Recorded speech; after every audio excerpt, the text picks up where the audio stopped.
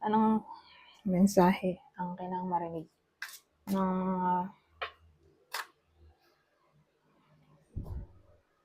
Libra? So, may dalawang card na tayo. Mula January 12 to 18, 2025. Pwedeng nangyayari na to o mangyayari pa lang. Kung di man para sa inyo itong magiging reading, di baka para sa someone na malapit sa inyo, sa someone na kakilala nyo mismo. Baka may lumabas na gender mamaya, gawin nyo na lang energy, masculine at feminine energy. Pwede rin naman na wag nyo na pansinin ng gender. Di ko masasabi kung ano magiging reading, kung positive ba o negative, depende sa kung ano mapipika po energy. Walang masama kung papanorin ang Sun, Moon at Rising sign kasi bakalin man sa mga yan ay mag-resonate na sa sitwasyon nyo. Kaya inisip ko, nung nakita ko to, mas katabi niya to, ay, third party to. Pero sabi ko, sa isip ko, pag naglabas na ako ng pang-apat, at hindi naman nag-lead dito sa third party, maglalagay ako ng clarifier. Pero, doon na talaga eh. Ito kasi yun to. Deception card.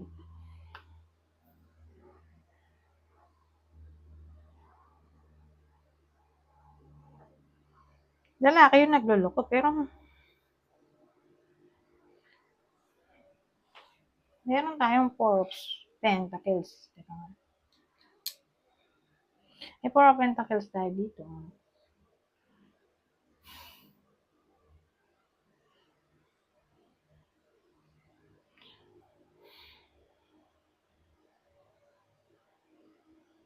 Maraming pwedeng reason kung bakit nandyan yan.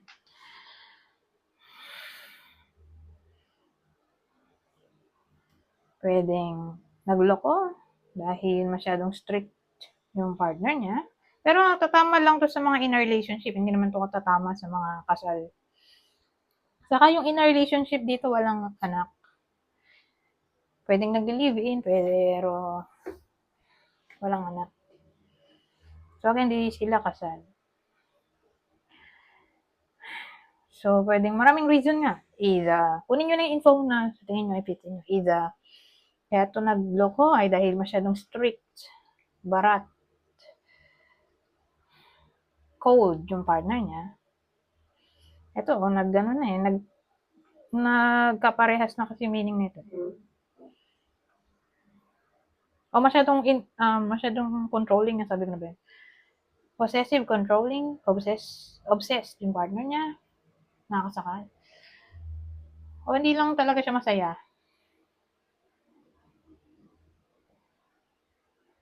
Mm-hmm. Ngayon, ibang case,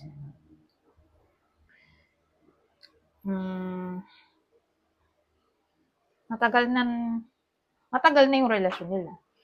At hindi na to first time. So, ibig sabihin, may history na. May history na tong lalaking to. Tapos, eto, uulit na naman siya. Nahuli na siya dati, tapos eto. Paulit-ulit na lang siya. Sa ginagawa niyang panloloko. So, again, case-to-case basis, di ba?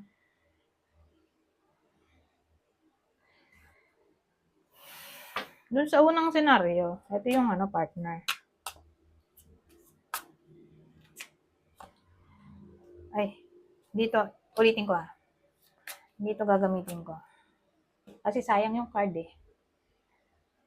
Ito, press naman silang taro. Sayang yung pwede niyang mailabas mamaya. Gemini,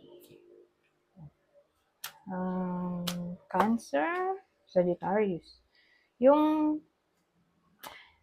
pangalawang senaryo na paulit-ulit na lang yung lalaki sa panloloko.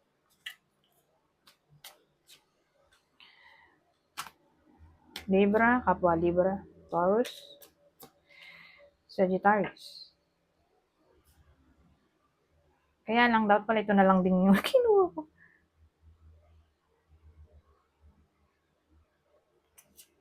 Nahaba kasi ito eh. Apat yung deck na gagamitin ko kasi, pero sige na nga. Dahil nakapangako na ako.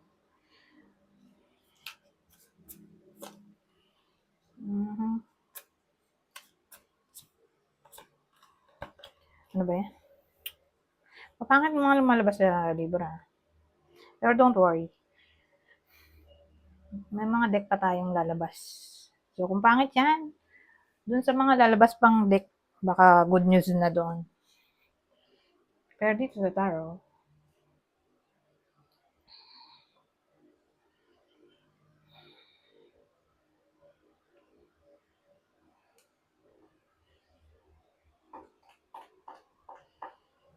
babae naman ngayon yung nagloloko dito. Oh.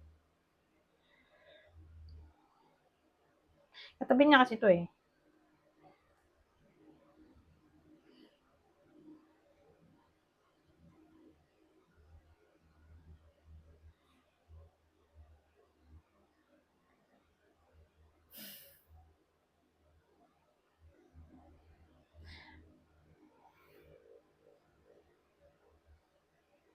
Pero ang case kasi dito, hiwalay na sila eh.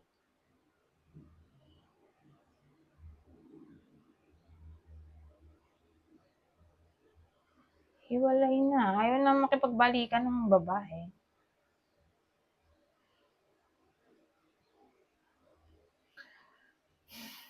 Kasi may nagugustuhan na siyang iba. So, yun yung pangalawang spread. So, kunin nyo lang yung info na sa tingin nyo, i-fit sa inyo. Remember, ito ay general rating. Saka, kung dito tumama sa inyo, mapapansin nyo naman na yung reading tumama, pwedeng tumama dun sa kakilala nyo.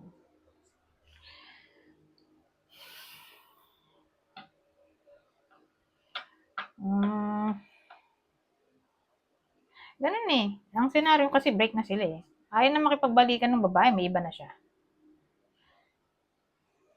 Ayun, ito yung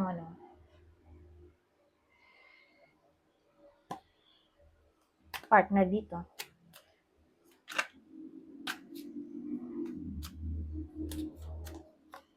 Partner ng Libra.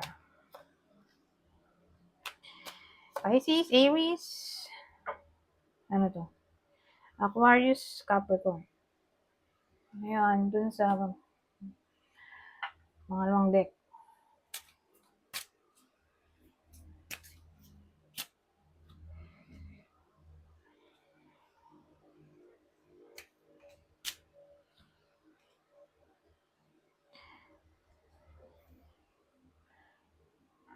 So, ano malagay ito?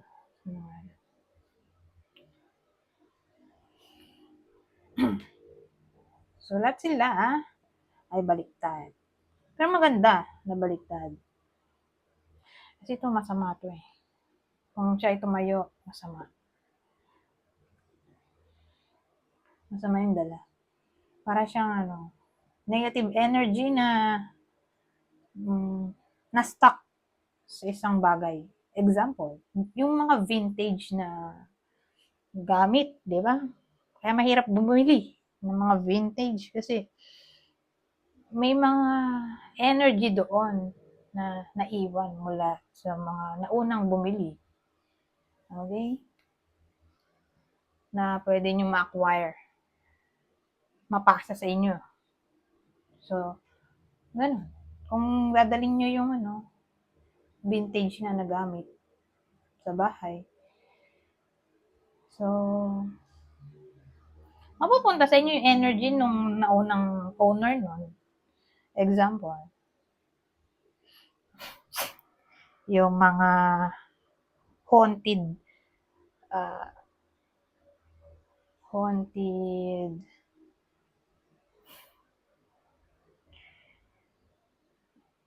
ano ba? Nagamit. Di ba? Yung mga sinaunang halimbawa lang, sinaunang banga. Matagal na yung banga na yon. Tapos, walang may alam na may negative energy pala doon. So, ngayon, nung dinalas sa bahay, biglang may nagpaparamdam. May ganun kasi. May biglang nagpaparamdam. Biglang naging haunted o haunted. Haunted yung bahay. O haunted yung ano, halimbawa doll, di ba? Usually ganun eh, sa doll. O anything nga na bagay. Eh ngayon, dahil nakatayo naman siya, edi maganda, di ba? Walang ganon.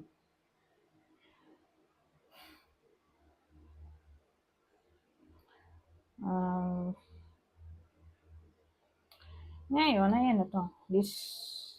Ano to? Diyos ko po. Membership. Dismemberment.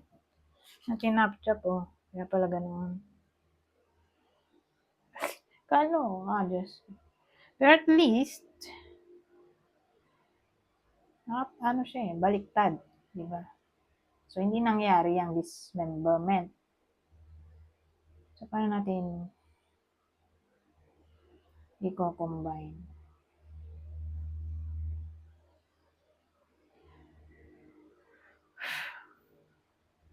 Hindi tumalab.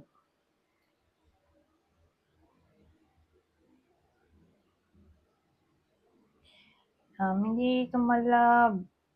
More like psychic attack, no? Hindi tumalab ang psychic attack. Kasi negative energy to eh. Hindi tumalab. O sabihin natin naagapan na God. Bago pa mangyari itong bad omen, na-prevent na.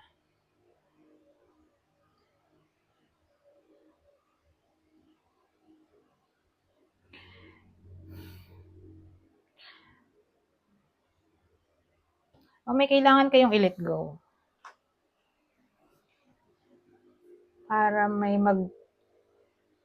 magbukas na new opportunity.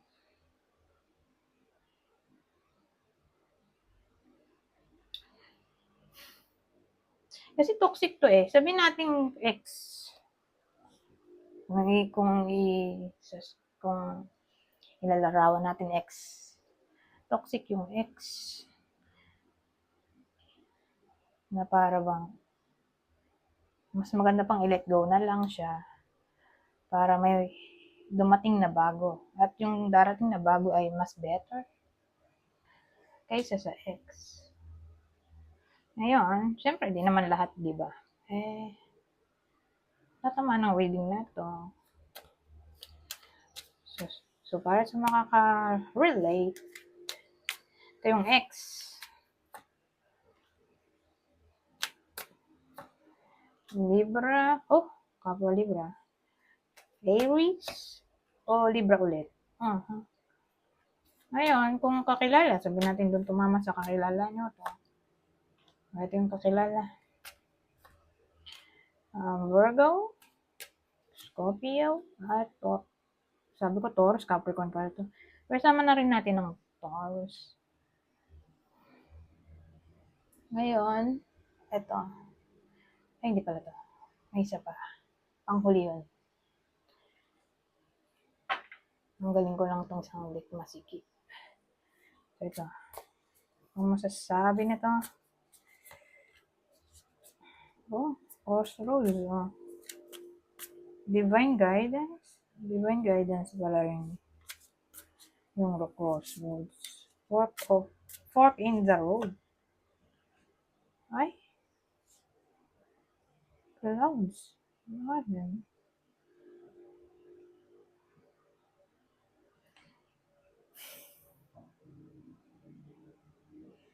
Maganda kung gawin nating apat to.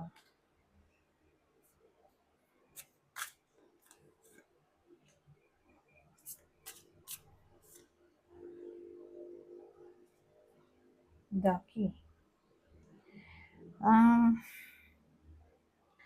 Ang dating sa akin, may importanteng desisyon kayong kailangan gawin. Ay, nakalagay naman.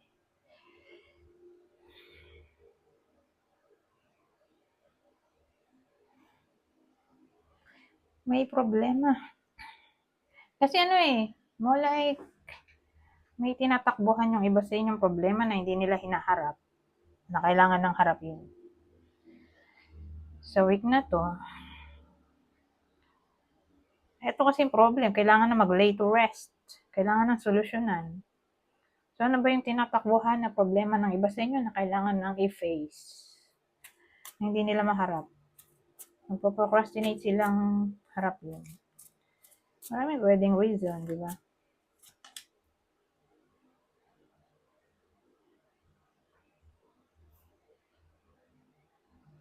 The sun. Tari ko, sumakit ang ulo. Positive card naman. So, siguro, tungkol sa pagbabago ng ugali. Diba? Maraming pwedeng case. Pagbago ng ugali. Personality for the better.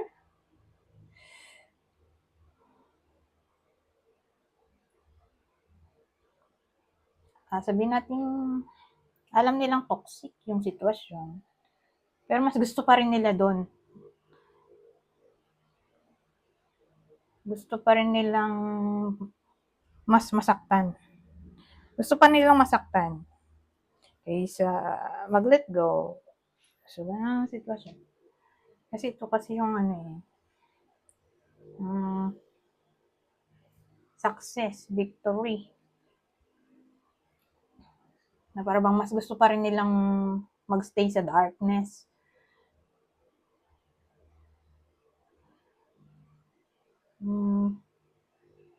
Hindi nila maharap tong sun o sunlight o healing.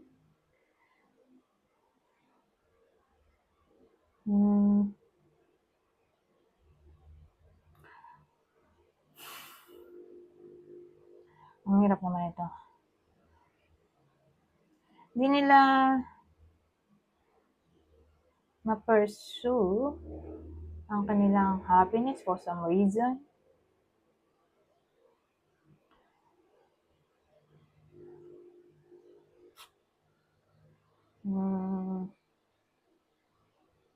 Siguro shy type sila. So, hindi nila kayang maging confident. Na yun yung in-encourage dito. Balik ang happiness sa sarili.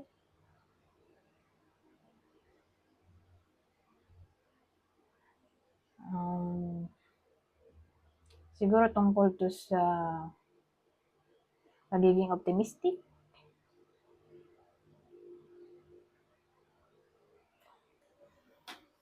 Creative. O pagtanggap ng katotohanan. Na iba na in denial. Na parang in-encourage ng tanggapin ng katotohanan. Pwedeng ganun eh. Kasi case-to-case basis. Anyways, dito tayo sa huli. Kung masasabi nito. Kunin nyo lang yung info na sa tingin nyo ay fit sa sitwasyon nyo. So, basahin ko na lang to. Beware of codependency. Addictive behaviors are affecting your romantic life. Ay, third party. Ito na yung third party kanina. Doon sa nilabas ng dalawang spread na tarot. Third party situation. Other people may be interfering with this relationship and dimming its full potential. Be honest.